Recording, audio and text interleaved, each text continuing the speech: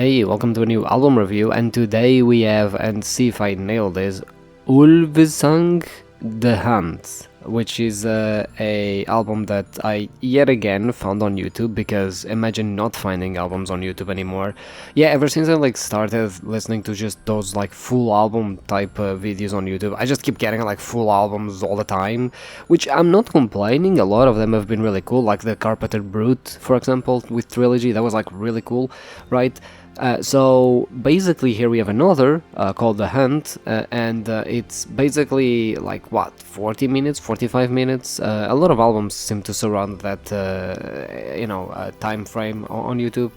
And the band, I have done zero research on it, but basically, and I got really interested in it because what I thought was going to be is much different than what it ended up being. Now, as you may know, with my saga of previous reviews of, always getting prog rock, prog metal, post metal even, when it comes to a lot of these album reviews, I thought this was going to be the same. It's very much not. It's very much not the same. Essentially, this album is sort of, folk.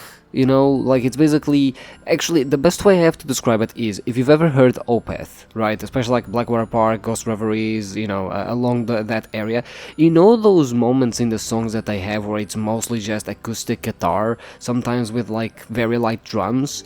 That's this entire fucking album. Literally, this entire album is just those sections.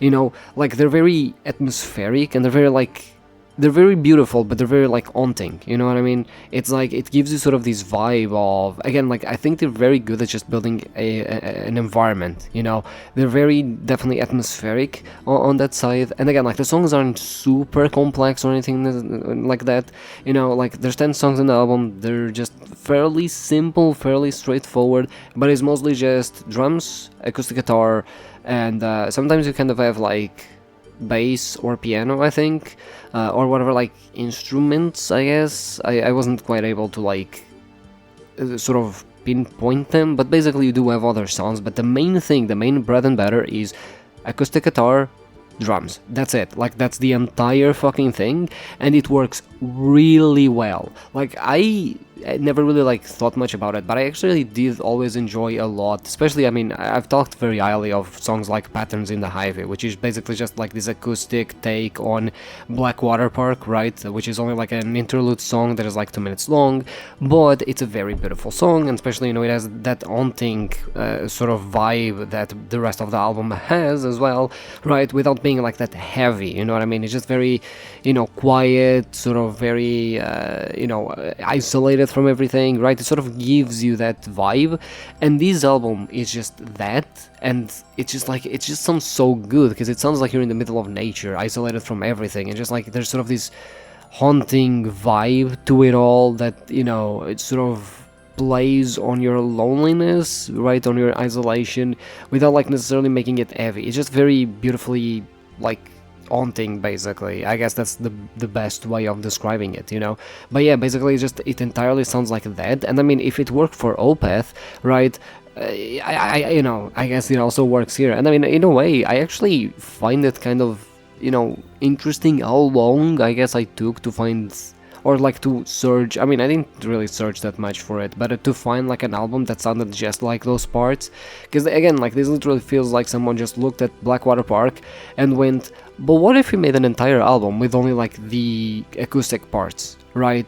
And it works beautifully. It works beautifully. I'm telling you, this album was a very surprising find, and I am so glad I did. And then you sometimes also have, it's not singing, but it's sort of this humming coming from a voice, right? It's not a chorus, it's a single voice that is sort of humming in the background in some songs, right? Which contribute way more to the atmosphere and sort of the environment that a lot of the songs and the album is building, because this album is entirely acoustic, with the exception of the humming and song 9. Song 9 is the only song that actually does have singing, but again, the singing is very, sort of in the background type thing, right? It's not supposed to be the main thing, right?